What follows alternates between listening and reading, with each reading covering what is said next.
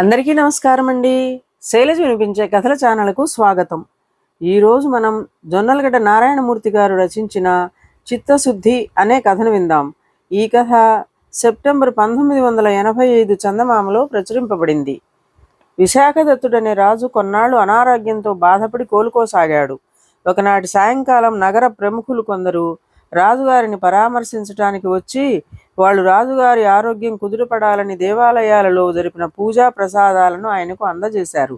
ఆ సమయంలో రాజభటులు అడ్డుపడి వారిస్తున్నా వినకుండా ఒక పశువుల కాపరి రాజు దగ్గరికి పరిగెత్తుకుంటూ వచ్చి భుజాన వేలాడుతున్న మూటను తీసి రాజుగారికి అందిస్తూ, ప్రభు, నన్ను గోపన్న అంటారు. ఇక్కడికి ఆమడు దూరంలో ఉన్న మైదానంలో తమ గోవులకును కాపలా కాస్తూ ఉంటాను. తమకు ఒళ్ళు సుస్థి చేసిందని తెలిసి మా ఊరి పోలేరమ్మ గుడిలో పొంగలి నైవేద్యం పెట్టి తీసుకువచ్చాను. ఆ తల్లి ప్రసాదం తింటే ఎలాంటి జబ్బైనా ఇట్టే నయమైపోతుంది అన్నాడు. రాజు ఆ మూటను విప్పగానే అందులో నుంచి వచ్చిన వాసనకు అక్కడ ఉన్న ప్రముఖులందరూ ముక్కులు మూసుకున్నారు.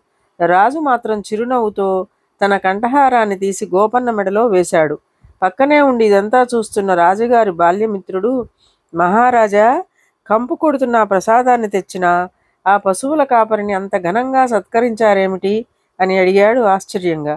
అది కంపు కొడుతున్నా దానిని తింటే నా ఆరోగ్యం కుదుట పడగలదన్న ఆశతో ఇంత దూరం నడిచి వచ్చిన అతని చిత్తశుద్ధి, ప్రతిఫలాపేక్ష లేని ఆప్యాయత అనుపమానమైనవి అన్నాడు విశాఖదత్తుడు. ఇదండి కథ. ఈ కథ మీకు నచ్చినట్లయితే లైక్ చేయండి, షేర్ చేయండి, కామెంట్ చేయండి, సబ్స్క్రైబ్ చేసుకొని నన్ను ఎంకరేజ్ చేయండి. నమస్కారం అండి.